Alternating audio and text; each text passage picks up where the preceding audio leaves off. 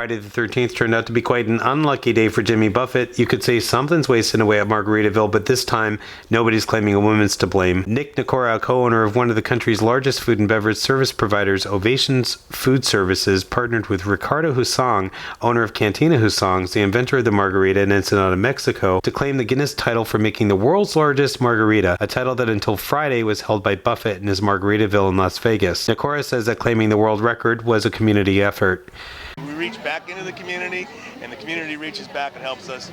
It can't be just me. It can't be just Ricardo. It has to be the whole team. It's pretty exciting. It's pretty exciting. Yeah. I gotta tell you. What's amazing about it is how many people came together to do this. Official witnesses for Guinness were on hand throughout the day at the California State Fair in Sacramento, where the new record was set, bringing Sacramento its fifth world record since 1979.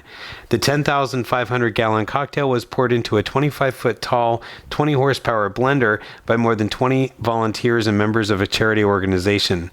The drink contains 4,650 bottles, that's 2,100 gallons, of Jose Cuervo Gold tequila and 8,400 gallons of margarita mix, including 50 gallons of lime mix and 20 gallons of Cointreau liqueur. This won't be Nakora's first entry in the Guinness Book, though.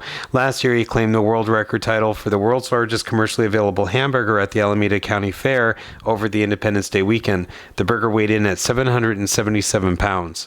Nakora's prize cocktail recipe yields 134,000 margaritas called the Calorita, and beats Buffett's 8,500-gallon record set in 2011 by 2,000 gallons.